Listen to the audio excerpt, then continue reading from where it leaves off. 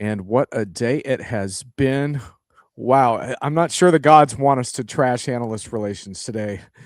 Uh, Bonnie and Josh, we've overcome a lot of obstacles to go live today. Welcome to both of you. Thank you. It's been a fun morning.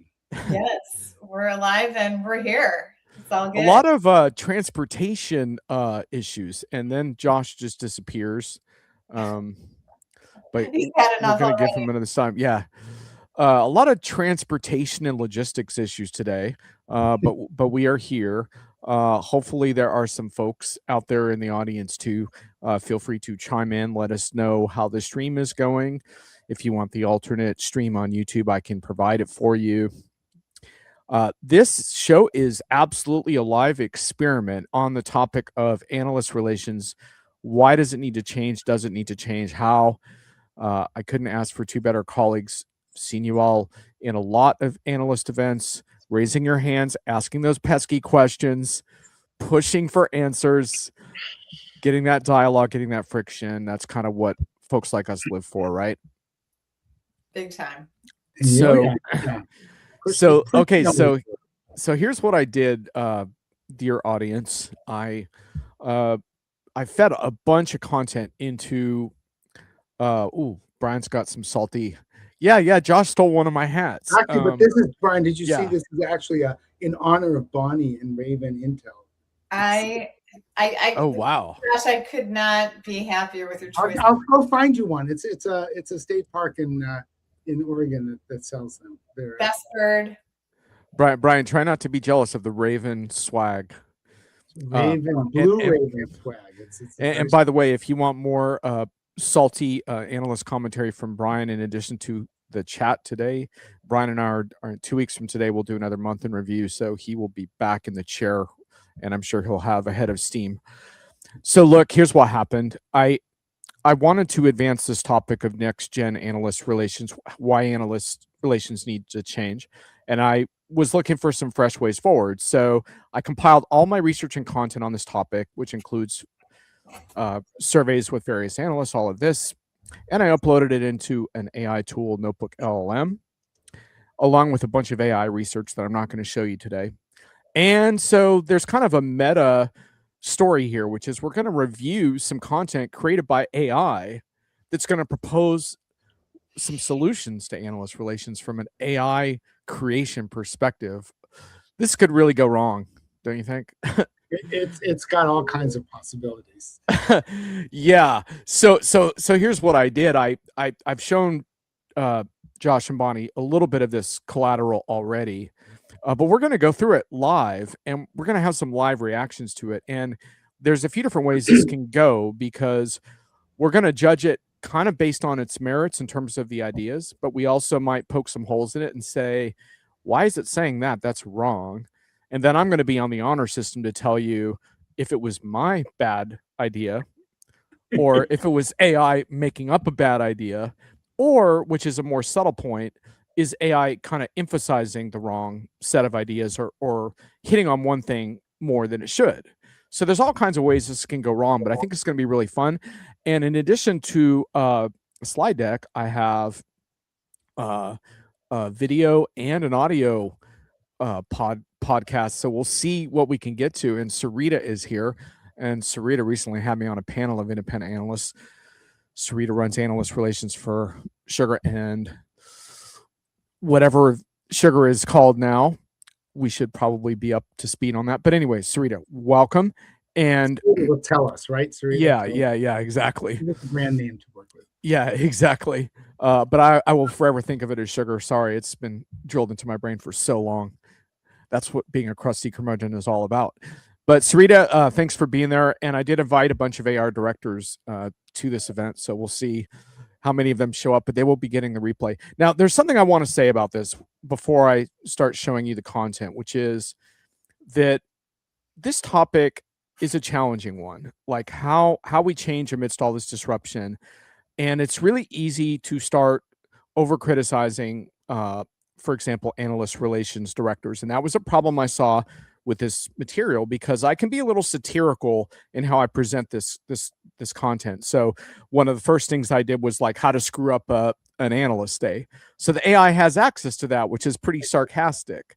Oh yeah, we're going sugar AI now. So the sugar's still there, but we're now all about AI, not just CRM. So anyway, so basically what you tell the AI, as many of you know, affects what you get out of the AI. And so what I found, and I'll just be flat out honest before we get into these slides, is I found the slides we're going to look at today, this particular deck, to lack, I guess, a little bit of empathy for the situation that AR directors face. But let's just put it out there right away, Josh and Bonnie. Being an AR director is a hard job. Let's just acknowledge that. Yeah, it's sort of rock and a hard place, stuck in the middle, without a doubt, in most cases. Yeah, and we'll get into make it harder for themselves than they need to. Yes, right. And they're, look, it's fair game to hold feet to the fire a little bit on some of that stuff. But I guess I found that this particular deck, and one of the reasons why I'm not releasing this content into the wild as it sits, is because I didn't feel it really captured that challenge of, like, a lot of AI directors that I speak to really want to foment change inside their organizations, but they also have to, juggle relationships with classic big three vendors. And look, these slides are not going to go easy on the big three vendors. So let's just also say that I think you two are probably like me. We have friends at all these big shops, and there are a lot of capable people that work for these large firms. So unfortunately, AI took my criticisms of these big three firms and just kind of wrote them up as legacy artifacts, which is a little bit simplistic. So I just want to acknowledge that. And finally, there's one other thing I want to say, which is this particular deck I thought was visually striking, which is one of the reasons that I chose it. And oh wow, do I have some spam? Am I? Oh, Brian. He wants to set up a phone call. Spam. I'm sorry, Brian is sending you spam. Oh, thank you. We should get to that soon, but yeah, we will get, Brian. We will get to that. Gain insights from Nameless. Yeah.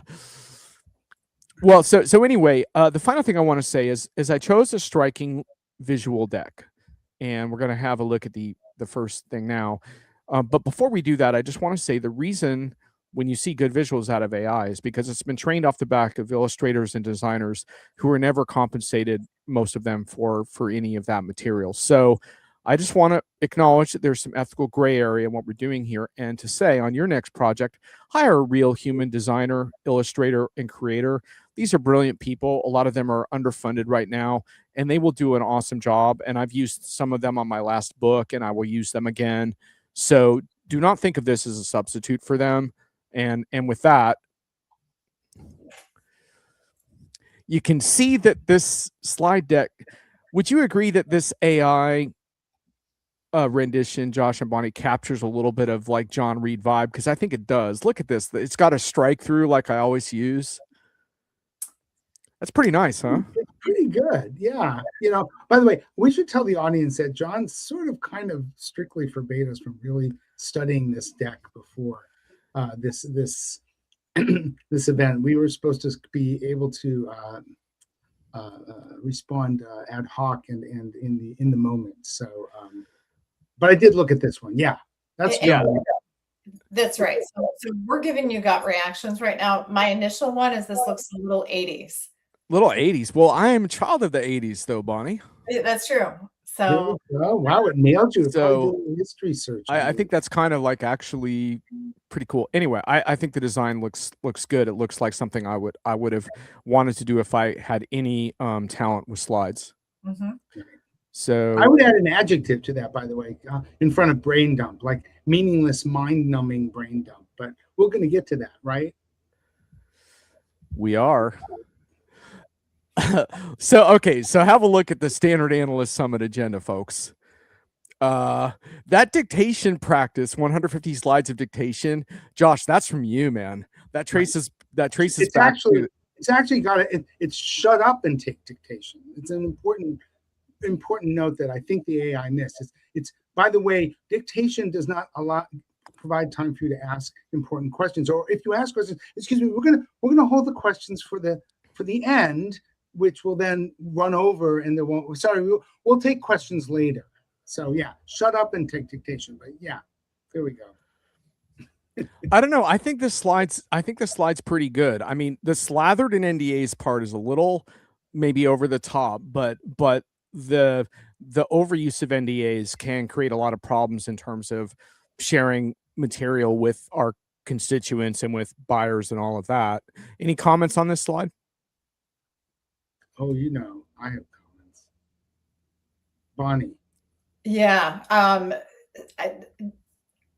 I would say that, for the most part, we don't see this often, where we have an agenda that looks like this. Sometimes the 150 slides is accurate. But I would say the biggest critique on this one, the scripted softball questions only during customer panels and things like that, or not allowing Q&A during customer panels. That's always annoying. Yeah.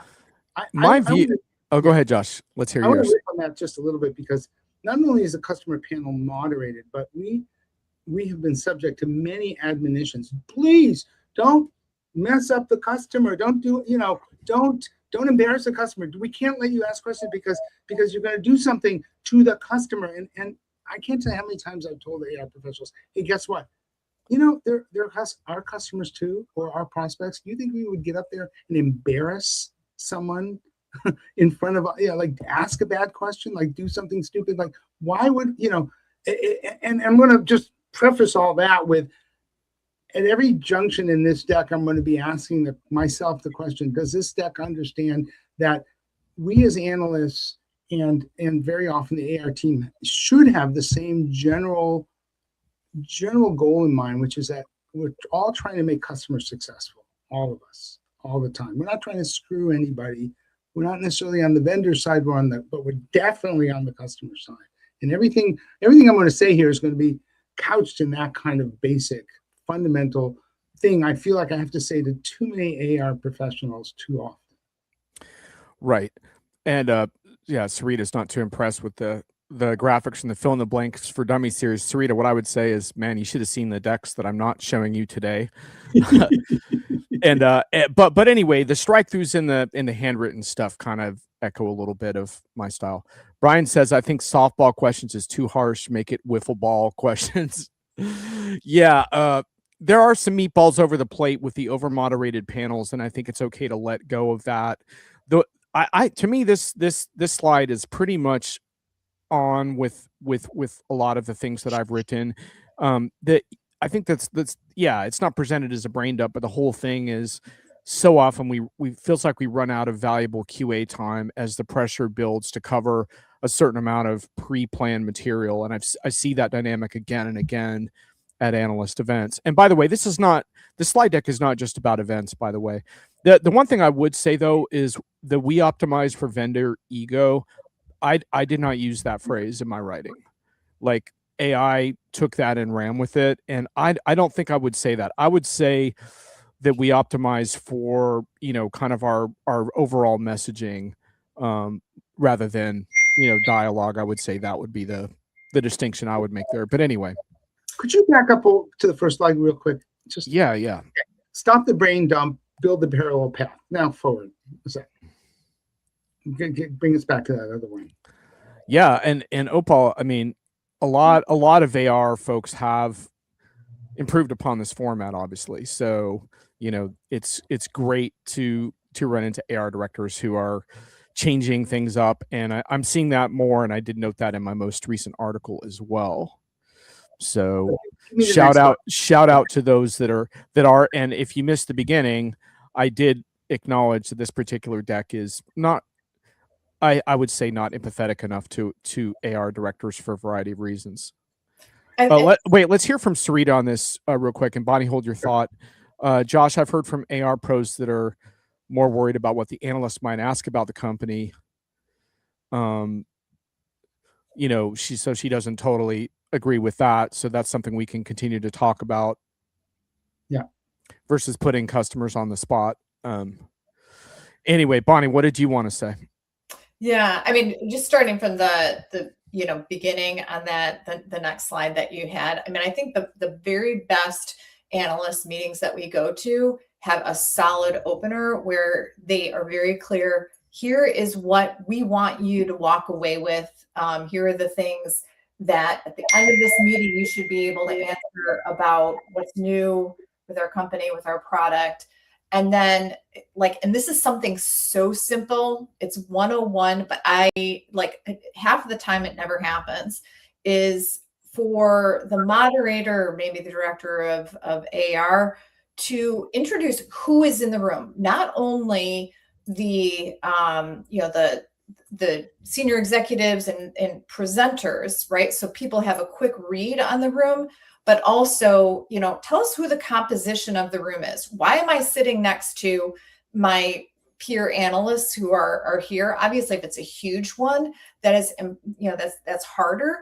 But why did you invite this collection of, this motley crew here? What about us was significant that all of us are sitting here? So I think sometimes just giving us a general who's who in the zoo is so helpful, because some of the very best things that we walk away with from some of these meetings is the interaction between our peers, the other analysts, and the and the vendor, and sort of understanding who's here before, I mean, by the end, we always figure that out. But if we have a solid foundation with who are my peers that are here, that's always really, really cool. By the way, did one of you have a ding that's going off? Because that's going to drive me a little nuts. Is it like a messaging Bonnie's ding? sister is pinging her. My crazy text message. Sorry about that. No worries. Brian is giving us his version of the wiffle ball question. So, customer, this would be somewhat a question during the customer moderated panel, the dangers of the overly moderated panel. So, customer, why did you choose our award-winning industry leading outstanding market solutions? And don't spare the superlatives. And yeah, for the customer panel, it's just so great when they just kind of open it up, maybe ask one question if they want to, then just open it up to the analysts and let's see what we learn. We are not making a lot of progress on the slides, but that's okay because I really wanted to have a discussion anyway. So wait, back up one, because I do have a point I wanted to make quickly. So okay. It's gathered in NDAs.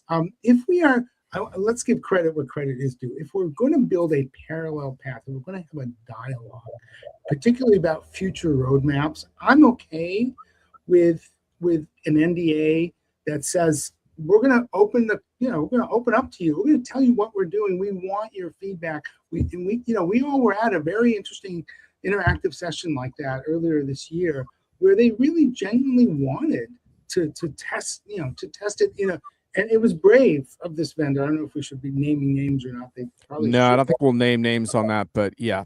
But I think it was very courageous for them to do it. I think they got a lot of value out of it. And yeah, we were slathered in an NDA, understandably, but we also got to really have a dialogue about what mattered. I like that. So I'm okay with the NDA thing for future roadmaps. If it's as long as it's not shut up and take dictation, but so, really we want to interact with it. So just real quick on that, like, here's another example of like AI not really representing my views accurately, because I didn't use the phrase slathered in NDAs to the best of my knowledge. And what I talk about is clarity around what's NDA and what's not, and making it easy for everyone to understand. And totally, Josh, if you're talking about like a very confidential back and forth with executives, that's beautiful. That's why we all get on planes, and no problem, NDA the heck out of that. If we need to. But on that same event, there was a customer panel that I felt didn't need to be NDA'd at all and would have benefited from broader exposure. So the point is, like, think through it, try to think about what can be exposed and what can't. And, I think we are seeing some improvements there, to be honest with you, but this is what AI does. AI seizes upon certain things. And, the way I take it is, let's have a talk about it. Let's get clear on why we need this stuff, and let's not use it liberally, but let's use it in a discerning way. Okay, so yeah, you can't control the narrative. Customers have BS detectors. I think we all understand that. Let's move on a little bit. Okay, here we go. Yeah, this one. All right. Reactions. Yeah, we don't care about the quadrant. So that, yeah, our poor colleagues who have to live and die by them, I appreciate that. But I've been, I mean, John, one of the things that you did ask us to sort of think about is and I'll bring that forward here is, what are some of the better ways to measure value and what are some of the metrics? And I want to sort of throw out this something here that's very relevant to the magic quadrant wave, trapezoidal, blah, blah, blah, is this notion about point solution. And the idea that the differentiator, I think, between a lot of us independent analysts and a lot of our colleagues who are very domain locked into a domain and locked into a quadrant viewpoint is the fact that more and more, if I'm going to have the very, very best supply chain in the industry as a customer, it's not going to be because I picked the very very best supply chain planning solution point over. It's because I'm doing something much more comprehensive and strategic than just that. And the thing that I want to emphasize, because I think not every AR professional understands this, is that kowtowing to the magic quadrant perpetuates a point solution mentality that ill serves the customer as much as it ill serves the vendor. And one of the things I really feel like we independents have done a lot of good work on is to try to break down that mentality a little bit, that they want the end customer wants the end-to-end process. It wants that bigger perspective than all that you're just going to get from a magic quadrant. So I like this slide. I like that because those are 2 points, as you can tell, I get up on the soapbox quite a bit about. I mean, the reason that this is shown so often, the quadrant or the comparison chart, is because it makes it really easy to, have a boilerplate like, yep, we're better than our competition, next slide.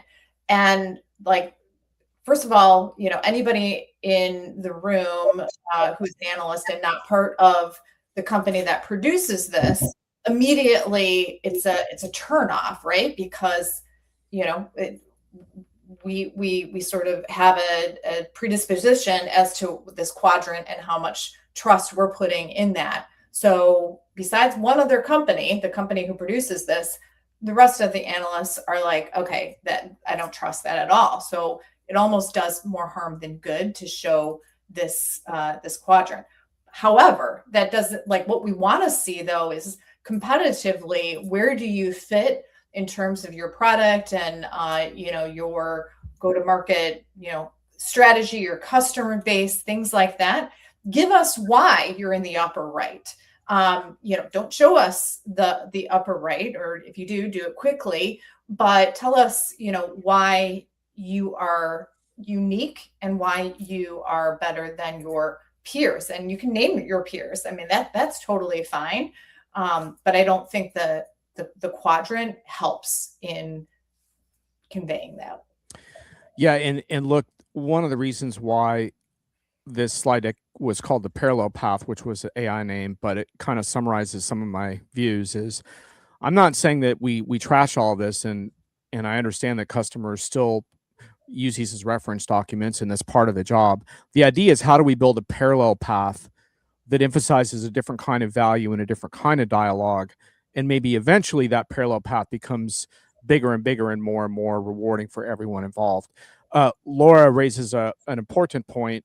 Often customers want their sessions to be under NDA because their companies have internal processes about being publicly referenced. And it's a really good point. And I do want to say that I think all customer panels, especially ones that are pretty open and not over moderated, have a lot of value. I would just say that why not try to get reference customers that are comfortable speaking on the record at analyst events, because every vendor does have customers that are used to speaking publicly. So why not prioritize those customers? Because especially if you have a whole day that's NDA, it's really nice to have one segment that's customer based that is not, because you can then take that, and that's for the good of everyone to be able to take that dialogue forward. I just wrote about some amazing customers from a vendor that were on stage, and I think those customers probably would have been more than willing to sit with some analysts and and have a similar conversation. So anyway, it's kind of pros and cons. It's kind of feeling your way through a day and figuring out, like, is there something here that's shareable, and then we can emphasize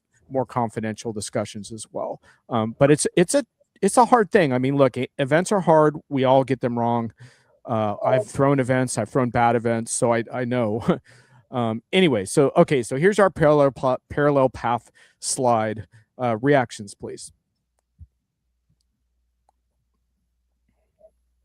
See, you can tell we've not seen this before. He's mean. He wouldn't let us look at this. Yeah.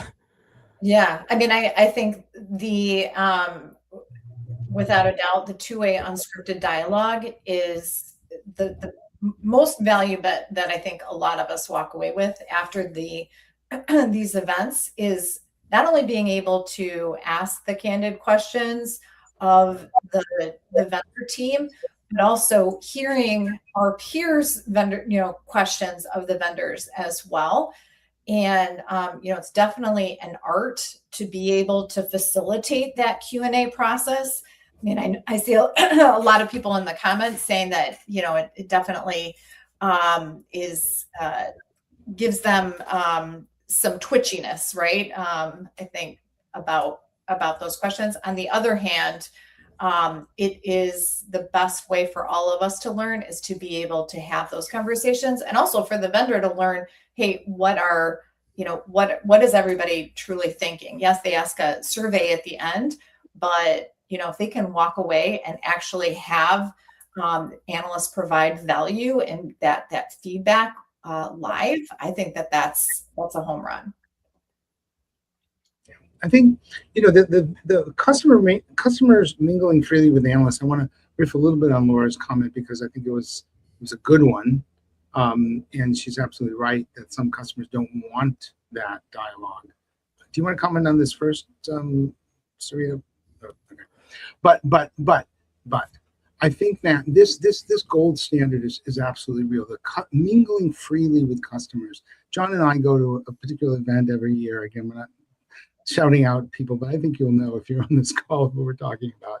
If that's you, where we just, hey, your meeting is over there. At 10:30, go talk to that customer. They're interested to talk to you. No one is there. No handlers. No one checking boxes. Just have a conversation. And to a large extent, to me, it's testimony to the quality of the vendor's customer base that you find people who are willing to do that. So yeah, there are customers who simply cannot, have all kinds of big corporate, ugly policies that they have to respect. But maybe you need to, find the ones who don't have that, and focus more on that, because that to me there's just no comparison in terms of the value of the conversations. None at all. Yeah, and just a couple nits to pick on the AI content creation side. Like that word muzzled, I would not have used that. I think that's a gross overstatement. And then again, we have slathered in NDAs again, right? Like, so AI has a way of seizing upon certain things and reemphasizing it. But I think the parallel path part of this looks resonant to me, and I think represented my views pretty well. Sarita, really good back and forth in the chat about customers, and this kind of customer advocacy stuff is really important. And Josh, I think you mentioned that analysts tend to be very respectful of customers, and I've certainly seen that with folks like yourself and Brian, who might press executives pretty hard on an issue, but like with a customer, it's more about understanding their story, and and everyone needs to kind of have that respectful atmosphere. And I think we've seen a lot of that. I think the presence of customers at these events have generally gotten better. But I will say, many years ago, I attended an analyst event that really mixed their VIP customer session with the analyst day, and it was really spectacular. And I think there's even more that can be done there. But I will say, in general, I think that part of analyst days has improved a lot from the event perspective. So, And I think all of the analysts appreciate how difficult it is to get a customer to come in, take time out of their day, fly in from wherever, or multiple to do that on a panel. So I mean, I having done in the past life that job before, I mean it's not easy to get that, and I think all of the analysts definitely appreciate it. But allowing for the format of it to be just more free form as opposed to really scripted makes that investment of time and money and your customers that much more valuable to everybody in the room. And I want to let me just emphasize something for just because it needs to be said out loud. The best thing we as analysts can do for a vendor is to amplify their customers' voices. Yep. Our voices, well, we're experts. We've been doing this for decades. Blah blah blah blah blah. At the end of the day, it's what do other customers think? What do peers think? And with all due respect to our journalist colleagues, that deep expertise, that in the trenches, decades of work, gives us the ability to amplify the voice in a way that you're not going to get from a 15-minute interview the journalist takes, and then even if you give them the exclusive blah blah blah. So I want to really push back a little bit on the idea again that you have to protect customers from us or from some version of the truth. We are the way in which your story can be told, the good part of the story, better than anywhere else, because we're the ones who can really help get those customer voices amplified. And I would really emphasize that's a value that sometimes gets lost in the control and what was the term your AI tool used? The slathering problem. Yeah. So we're not halfway through the deck. We are halfway through the show. There's two things that haven't come out yet that are important to my views that I want to mention now, and let's keep an eye on them as the slides go forward. One is that this isn't just about events. This is my push is kind of about how do we create a year-round dialogue that keeps pace with the pace of change today. So that's one of my big talking points. And also, how do we quote unquote measure the better ways of engaging? Because I believe that we do have to have that KPI discussion to arm analyst relations directors with really good supporting points on the kinds of viewpoints that we're advocating today. And a third and smaller point that ties into that is that analysts have to be part of the solution too. And at times that means we have to change and we have to adapt, and we lose the plot too. And so these slides don't really pick up on that as much, but it is something that I do include in my writing. And if we have time to get to one of my videos that I generated, you'll see a little more of that snark directed back at analysts as well. And Sarita likes the point around the amplifying the customer stories. And I think we all agree with that intimate understanding of the customer is beautiful. And to me, like if you're a vendor, there's nothing better than going onto, LinkedIn, dare I say it, not my favorite platform, and seeing someone like Josh or Bonnie, like interacting with other people without the vendor in sight, but explaining how customers feel about certain issues in a much more nuanced way than the kind of viral sensationalism that tends to dominate these channels.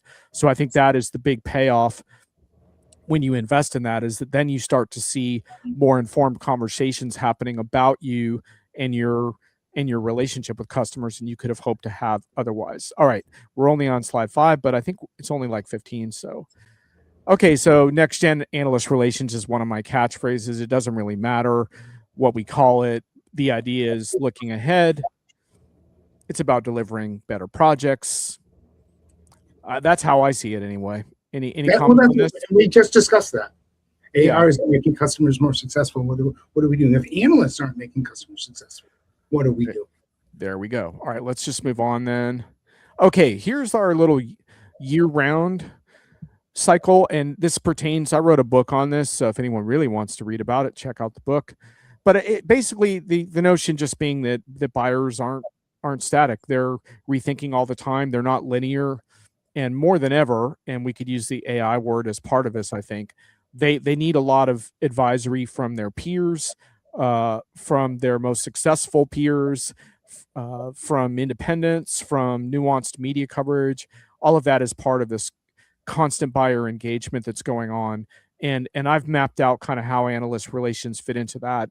And I think we have to start thinking about analyst relations in that capacity rather than the occasional longer debriefs and once a year analyst days.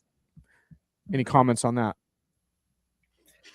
Yeah. So in terms of, buyers doing their own research, 70% of them are looking online. They're talking to their peers. They're looking on LinkedIn. They're looking at buyer reviews or Raven reviews if they're looking at implementation to understand, like, what is the voice of the customer? What are other, peers like me saying? I think that the analysts have the opportunity to be a huge influence in this because they're writing out there, they have followership, and it's those sort of informal sidebar discussions and the mention in just social that I think has more groundswell than any formalized white paper or report that's put out there. And the best opportunity is to influence that through these analyst relations days or getting analysts introduced to customers, because we're going to write about it. I mean, that's our favorite thing to write about is the customer experience. And so I think it's a great way to get that message to customers before they're actively in a buying process. John, put that slide back up, please. Okay. I'll go back to Tim. I'll go back to your comments in a sec. Yeah. Okay, slide is back up. A real kudo here because this is really seminal work and very, very important distinction between a lot of the quote unquote metric driven analyst relations and frankly pipeline analysis that I've seen. This notion that this journey starts before they talk to vendors, this notion that they are only in buying mode at a certain moment, really belies the false wisdom that pipeline analysis, as many companies do it today, works. In other words, and I believe me, as an independent, I have heard more often than I care to mention, well, we don't see you in our pipeline. And the answer is yeah, because you show me the pipeline, which one AR person did, and she never crossed my path again. And it went through this long analysis of how the decision got made. And I said to her, where was the conversation I had in yours? Where was the time I spoke in front of the user group to that customer? Where was the time that John and I buttonholed somebody in the hallway? Where was the time that person read something we wrote or comment on? And they were, we don't know how to measure that. And I said, so therefore it doesn't exist. Get out of my way. And I just want to say that those points that you have in that slide are super important for folks to understand how it really happens, how the sausage is really made, not the way we want the sausage to be made, because it's the thing we can measure. So thanks for that. And just real quick on that, like that was why I wrote the book, is because I wanted to reframe the model. And the other piece of it was this notion that B2B buyers are always learning and always building their networks of trust around them. And beyond that, there's this understanding that you can measure more of that than we do. It's not easy, but multi-touch attribution models that are powered by data and some forms of AI can help us there. But we do have to measure this dynamically all the time and figure out how these things happen that influence these decisions. And so that's part of our collective challenge is to develop better metrics around it. And we'll get to that a little bit more. One quick thing, Tim Crawford has factored heavily in some of the articles I've written on this topic on Diginomica. Hi, Tim, great to see you. Analysts need direct engagement with customers. However, many don't have access to those engagements. And then you spoke previously about that unfettered customer voice, having the customer talk about a vendor in their own words. I totally agree with that. And, if there was one thing I would want to get across is that I have a lot of respect for the AR directors who are pushing the envelope, many of whom are in this discussion today. And I think there's so much more that can happen there. Like, so for example, it's been more than a decade now, but I was at a show with a customer panel as part of a keynote that was totally awesome. There were no vendor execs on the stage. The customer moderated the panel, and everyone on the panel was a customer. And I was there. I remember and that shouldn't be a once a decade experience, right? Like let's when you're getting stuff done as a vendor, set your customers free to tell us all about it, and that's really impressive. We're getting some good questions in the chat. Is it your take that paid marketing has no real lift on this? No, definitely not. It's basically, Guy, it's more like how many topics can you cover in one webinar or one event today. So paid marketing isn't the focus of today's event, but absolutely, it's one of the factors. Yeah. Absolutely, 100%. But generally speaking, like, really good paid marketing, I think, is attached to really compelling narratives and really compelling content. And in the end, that's human created content, though AI can help personalize and distribute that. But that's another comment for a different show as well. Brian, B2B buyers rarely get enough time to really vet new potential vendors. They rarely have enough time to keep up. Buyers want to be cosmopolitan. They need fast, impartial inputs to help them shape the short list and key selection criteria. I think Brian nailed it down too. There is part of like why we need a more year-end mentality. Things are moving too fast now, and they need people they can trust inside and outside their organizations, and that's a big part of what we're talking about today. Yeah. All right, let's progress.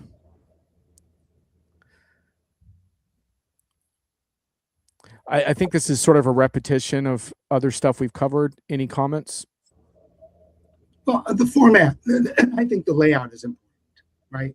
School, versus comfortable, table with. I assume that figure on the right is we should be moving around and interacting, as peers, not as a bunch of kids in school watching what's going on in the program.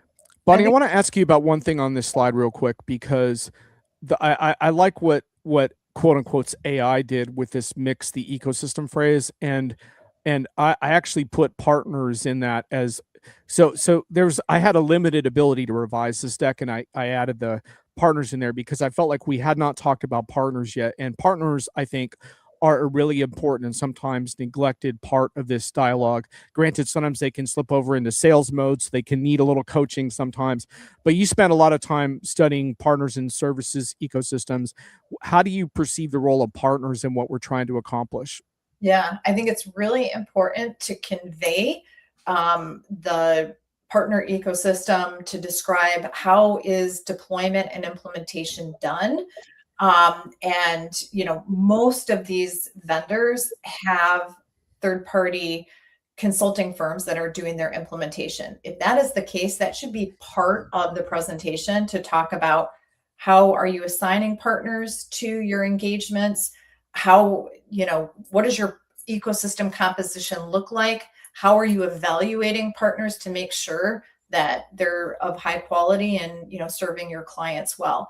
To me, it's usually done by the VP of partner ecosystem / alliances.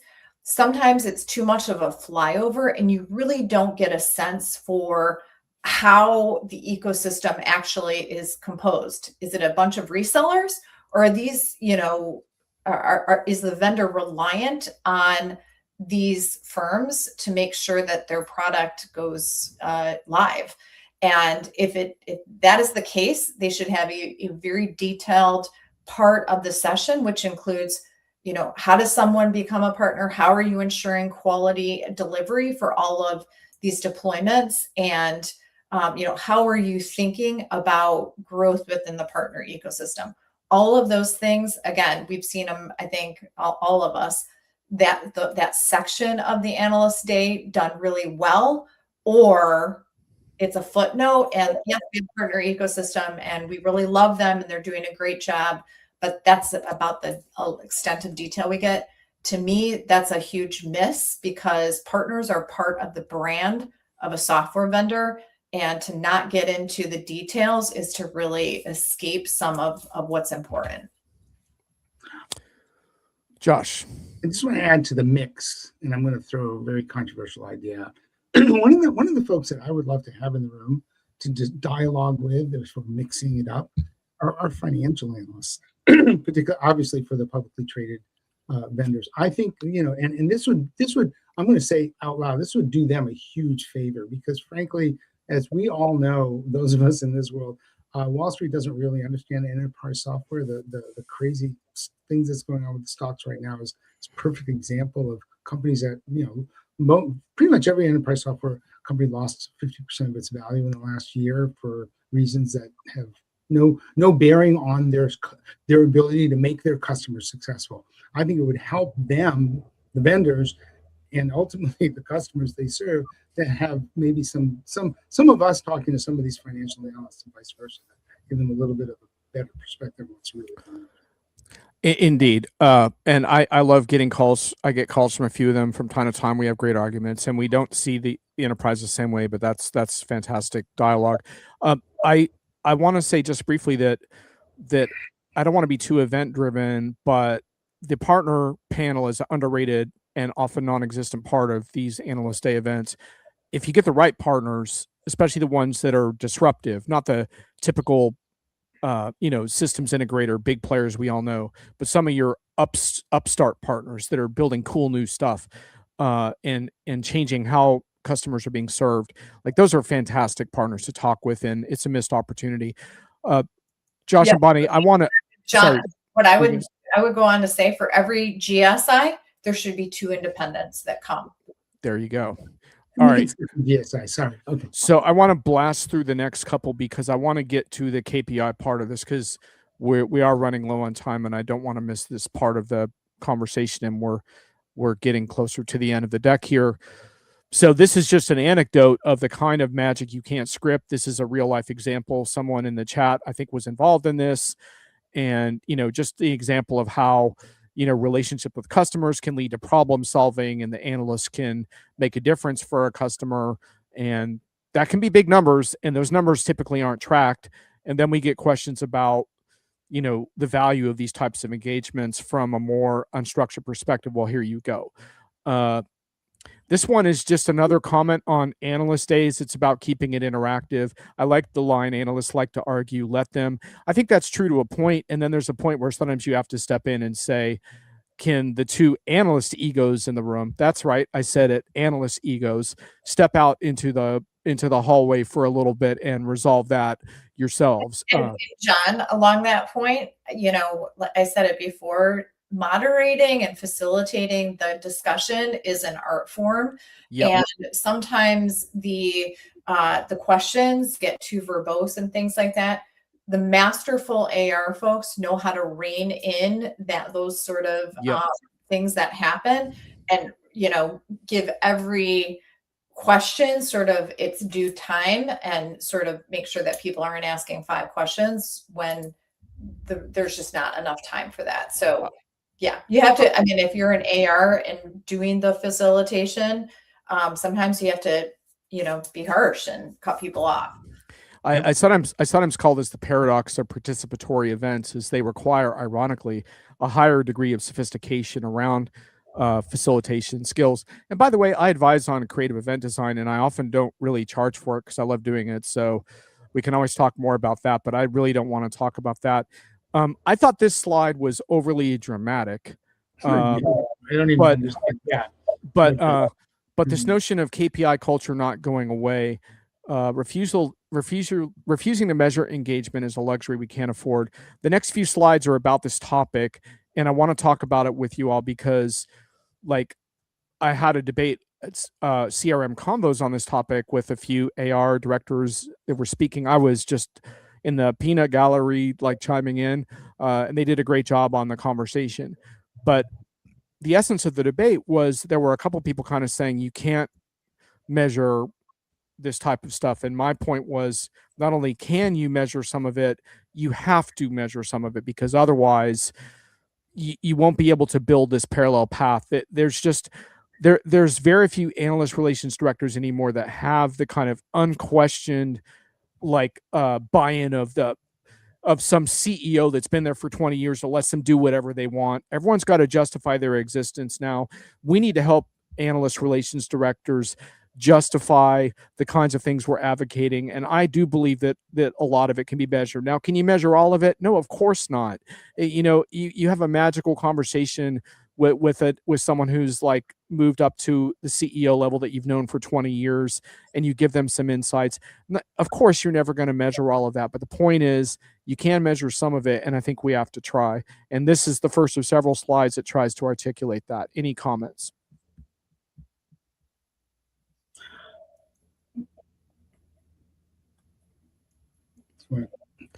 I'll say that this is the point I made earlier with the AR person who just left the interactions independent analysts might have out of the pipeline because it couldn't measure it, and it is tricky to measure, but missing it is really missing, truly not understanding both the value of good analysis and of course the value of independent analysts in particular.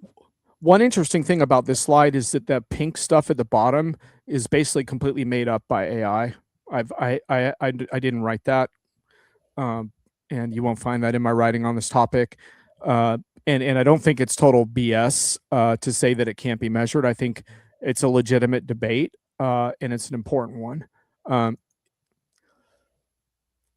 From vanity metrics to value signals. Now, these vanity metrics are, I think, a little bit randomized, but anyway, I like the concept of moving from vanity metrics to value signals. What are your thoughts on these? It's interesting because to me the metric that I would push back on much more is the one about, I can see I can get data from one of the big three analysts on the number of queries they had for their quadrant or their trapezoid. And that's one of my key metrics is just those interactions. You don't measure interactions in the same way. You don't quantify them for me the way that they do that. So this total slide deck, I'm not sure these are metrics. I don't know AR people who look at that first slide deck review and think that matters at all.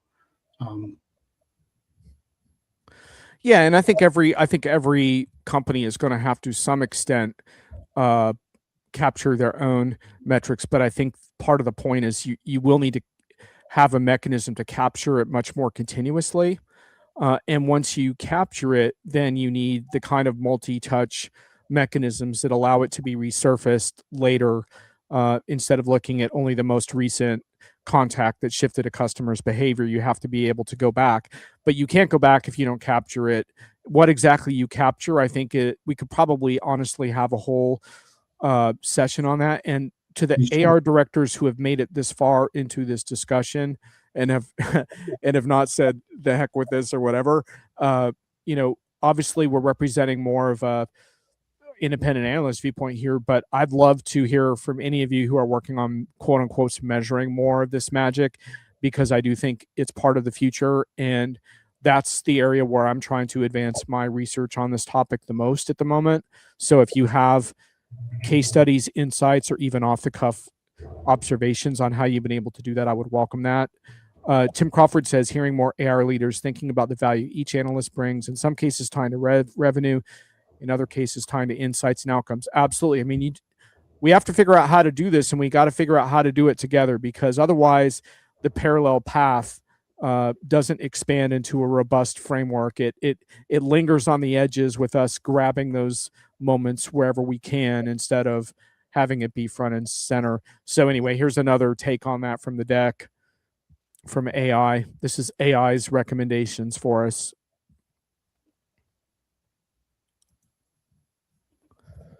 Comments?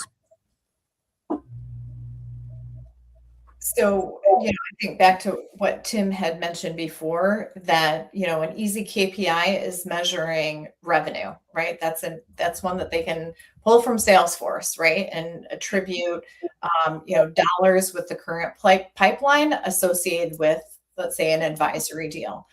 I think that the other KPIs, though, that this slide is bringing up in here are more about risk aversion, right? So having analysts provide feedback on future direction of product that can help grow the pipeline in ways that aren't necessarily attributable to an individual, but important to have that feedback, and, avoid risk in the future or make decisions that are more impactful as it relates to revenue overall. So, I mean, I think it's,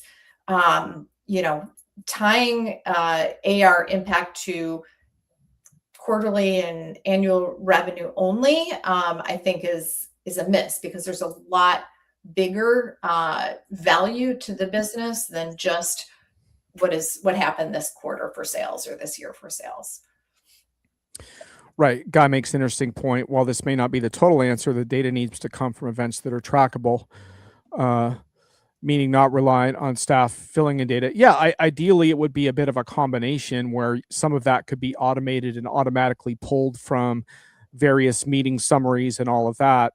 But yeah, if someone impacts a $10 million deal, and your staff has a problem spending 30 seconds documenting that, then I think you need to rethink that. But I do agree that more of this does need to be automated, and that's part of the solution as well.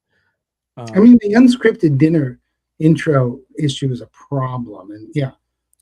And Tim says, candidly, it's hard to tie directly, but it is the right direction to be thinking. And I think that kind of summarizes it as well. I'm not going to sit here and present you with an easy toolkit for measuring the magic, because it doesn't exist. But this is absolutely the conversation that needs to happen, because otherwise things aren't going to change. It's going to go back to the volume that we can measure and that AI loves to inhale. Sarita, thanks. Really appreciated your input. It was really an honor to have folks like yourself in the chat, really providing your perspective on all of this. You're going to miss the video that I'm going to show that's more from the AR director perspective, but the good news is that replays are available. So have a great one. And I will get to that video in a sec, because I know we're running a little low on time. Oh, I like the contrast between the corporate treadmill and the serendipity engine. Can we all ride the serendipity engine instead of the corporate treadmill? I mean, that sounds pretty good to me. Yeah, I like it. I'm not sure what a serendipity engine is exactly. That's an AI generated phrase. But it is perhaps acknowledging that not everything not everything can be predicted, not everything can be measured accurately. That it is going to be sidebar conversation. There is going to be that chance in interaction, that intangible, yes. And Brian points out part of the problem. There's a lot of intangible analyst value that AR teams might not see. For example, what's the ROI of an analyst coaching a CEO, surfacing, facilitating a potential acquisition, referring a great candidate for an open executive slot, for sure. And that's part of the problem here. And like I said, we're never going to capture it all, but I reject the idea that we can't capture more. Yeah, exactly. And multi-touch attribution is a thing. This isn't like something I just thought up today. You can invest in it, you can make it real. And once you have a multi-touch attribution system in place, it starts to make a lot more sense in terms of what you can incorporate. Okay. Josh and Bonnie, I really want to get to my video collateral. It's not a long video, but I want to show it because it's fun. So do you have any more comments on the KPI thing? Because I want to make sure we covered off any of your comments on that. Other than the fact that we need to keep pushing this idea and have more conversations like this, because we need to help our AR friends do a better job. But they definitely, the smart ones, would take the help, and I would love to help them. So let's keep trying. Yeah, and the AR directors on this call, like, we're here to help with that. We want to help with that. And we realize that we have to be part of the solution. And that's something I really want to emphasize, because the slide deck was a little bit cheeky and snarky, but we want to help here. That's why we're doing this on a Friday afternoon in the middle of the summer, when we could all be whatever, tropical drinks in hand. Guy says, Bonnie mentioned revenue focus, and I could not agree more. Front end actions tie to back end results, the trackable, and is pretty objective. Yep, anything we can objectively measure, that's great. Tim agrees with Brian. Customer advisory sessions, private roundtables, they're incredibly impactful, but aren't visible publicly. Let me ask Brian out loud. Unless we self-report this, in some way. It doesn't get Right. measured, but maybe that's one of the solutions to figure out a self-reporting mechanism, because we are all doing that. And I think it's super important to have someone acknowledge that this is what's happening. Yep. And sometimes that those revenue, indicators or KPIs aren't necessarily like, we know that, but it didn't make it into their reporting mechanism, whether that's Salesforce or however they tie an analyst interaction to an opportunity. And so I think it's a wake-up call for all of us to make sure that we are communicating with the vendor. Hey, I had, calls with these clients and things like that, to continue to show them, hey, we're actively involved with your customers as well. I mean, they should know that, but again, we're tracking it on our side. So, Indeed. Okay, so just real quick, shout out to Liz Miller of Constellation, who's also been a great person of input into my reports, and it's always good to see Liz's hand shoot up in an event, because I know something good is usually coming. This isn't the summation of Liz's feedback, by the way. This is a warning. But Liz also paid a hearty tribute to those that engage with us and put up with us in my piece. That's the closure of my most recent piece on Diginomica. So that's just a quick shout out to Liz. So now I'm going to remove this slide deck from the stage, and I'm going to attempt to get this video going here. Let me find this. Okay. So Josh and Bonnie, we just want to go through this before we wrap up. This is kind of fun, but so when you load up this stuff in a notebook LM, you can do all kinds of stuff with it, including mind maps. And I did a book outline in case I ever want to do a short book on this. But I also created a bunch of different kinds of collateral, and I prompted things differently. And I felt like the slide deck went down a little hard on AR directors. So I did a prompt that emphasized that AR directors have a tough job putting up with analysts as well. And I asked them to do it in a film noir style. So once again, the reason AI can do this is because it's been trained on a bunch of folks who made film noir content, and those folks deserve to be compensated for their efforts. So with that disclaimer in mind, let's what I'm going to do is I'm going to go through and I'm going to take a couple breaks, but let's watch a couple minutes, then I'll take a quick break. This is 7 minutes long, so we may not want to watch the whole thing. Here we go. Analyst Relations Director. Okay, let's start Picture again. this. You're an Analyst Relations Director. It's a tough beat. You're constantly pounding the pavement in the murky, high-stakes world of enterprise tech, trying to wrangle executives, control narratives, and appease some of the most persnickety, over-traveled industry analysts in the game. Well, welcome to our explainer today. We're taking a hard look at the gritty, exhaust fume-filled reality of traditional AR, and based on our source material, we're shedding light on a much brighter, far more effective path forward. To really understand the pain points of this industry, we have to start right at the scene of the crime. Diginomica's John Reed perfectly captures the rain-soaked struggles of dealing with high-maintenance industry analysts. He points out that you'd be hard-pressed to find more divas, fussers, curmudgeons, and eccentrics gathered in one bland hotel fishbowl. But there's a flip side here. If you can actually charm them into putting down their phones and ignoring social media for just a few minutes, these are incredibly smart, committed people who can ask the exact questions that push an entire industry forward. Section 1. The murky world of AR. So right now, according to the sources, we are stuck on this legacy treadmill, looking at two completely diverging paths. On the one hand, we have legacy AR. It's built on static, annualized reports. It relies heavily on controlled narratives and chases these arbitrary, sometimes pay-to-play grid placements that take months to compile, meaning they're often completely outdated the very moment they're published. On the other hand, we have next-gen AR, and this is the transparent future the sources argue we absolutely must pivot toward. We're talking about year-round networks, unmoderated dialogue, and an absolute obsession with actual customer success. Section 2. Screwing up the analyst day. Now, to understand why this pivot is so desperately needed, we need to put our magnifying glass directly on the disastrous, slide-stuffed vendor analyst day. John Reed offers a cynical, highly satirical guide on exactly how to ruin one of these events. Step 1, decide the whole purpose of the day is a massive brain dump, and just lock everyone in a windowless room with back-to-back slides. Step 2, whatever you do, do not invite real customers. They might actually say something unscripted. Step 3, If you literally have to invite customers, make sure you over-moderate the panel with softball questions so analysts can't dig into real issues. So that's an AI generated take.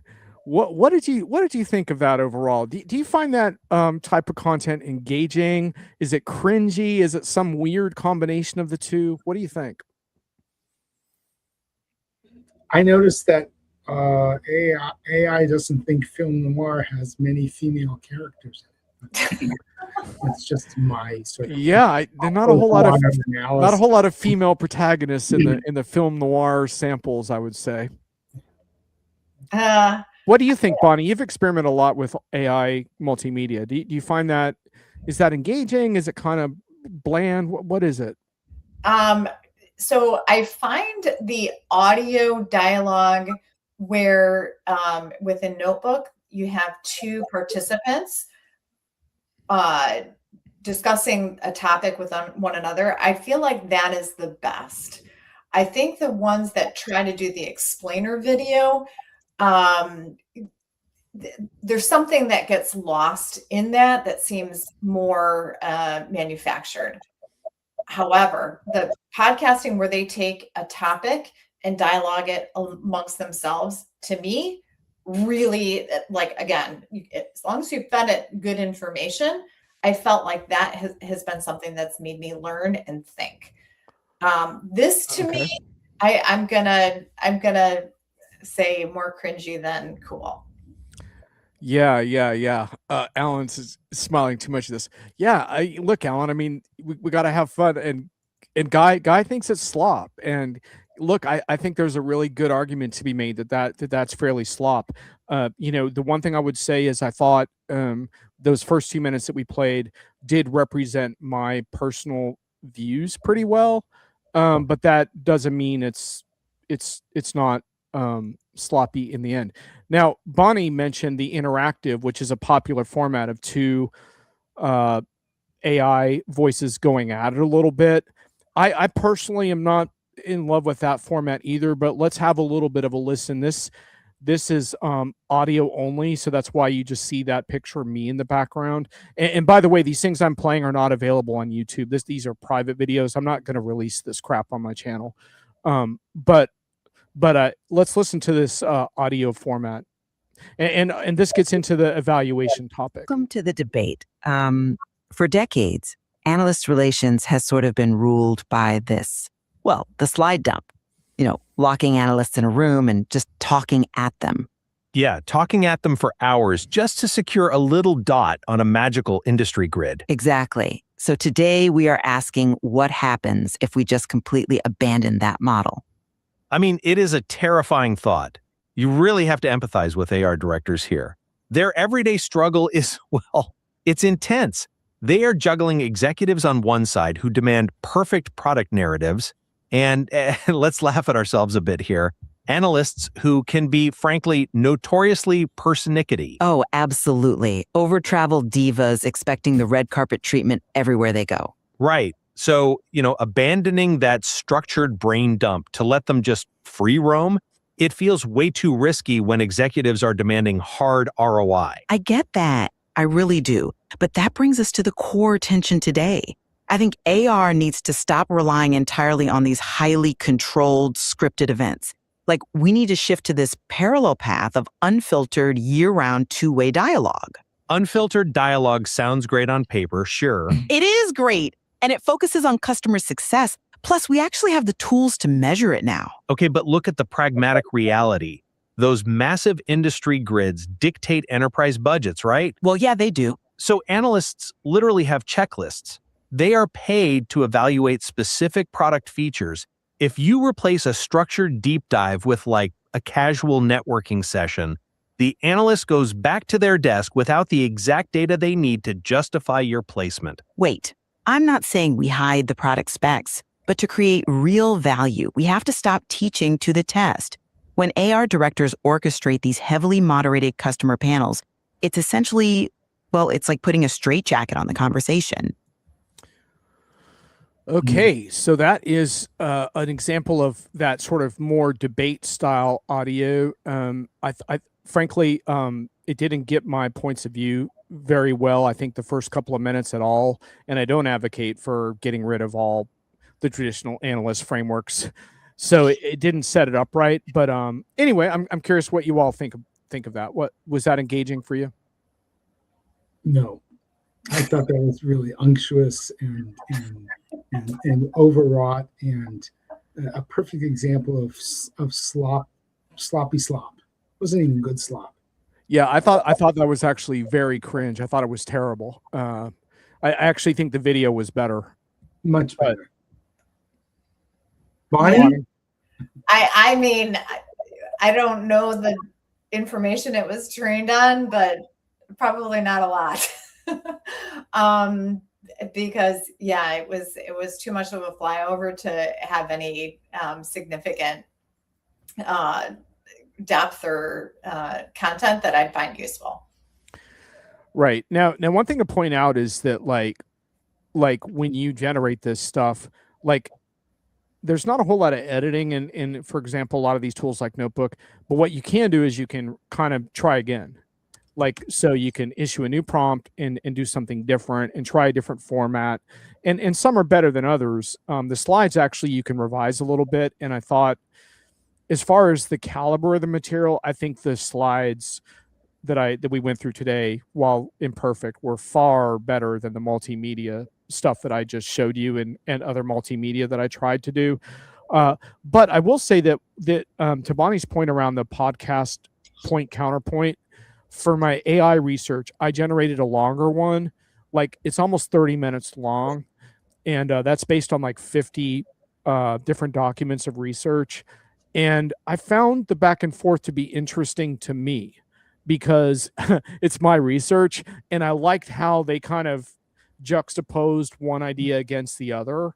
But when I was thinking about releasing that publicly, I was like, no. It just too many problems, too many ways it didn't represent the points of view accurately. And ultimately, who wants to listen to robots talking for 30 minutes? Like, I think the more interesting thing, and I know, Bonnie, you've explored this, would be like if that were done for a particular client where they could listen to stuff about them, right? So in other words, instead of like that, because if I issued an AI podcast, just people arguing, there's all kinds of AI stuff they could listen to. But if I issued one to a company that's specifically about their strategy with their data, I think they might find that more interesting because they couldn't find that elsewhere. Anyway. Yeah. And you can customize the personalities of the hosts. You can tell it, I want this to be 2 minutes long, and here's the specific topics I want discussed. Where I have found it more helpful is if I'm not educated on a particular topic or don't have the depth of knowledge that I like to have, it's a great way to explore things sort of quickly in a format that's easy to absorb. Indeed. So Shashi wants to know about the word persnickety. Get the dictionaries. Persnickety, yeah, it is along the lines of funny and snide. It's not generally considered a compliment. Shashi, it's someone who's persnickety is somewhat deliberately and without shame being a pain in the butt, but in almost a cute way. So it's not. Could be. It's not. It's not as gruff as a curmudgeon. It's not. There's no particular evil implied. Your robot's feeling lonely and welcomes any robot conversations. Well, Shashi, if your robot wants to talk about next gen AR, we could maybe meet the two of them up. They could have a really nice back and forth. But what I thought was really interesting from this, to be honest with you, like using these tools, was the outlines that were generated were amazing. The mind maps were really interesting in terms of organizing like the structure behind the material. It kind of showed me ways that it could structure. I thought that was really cool.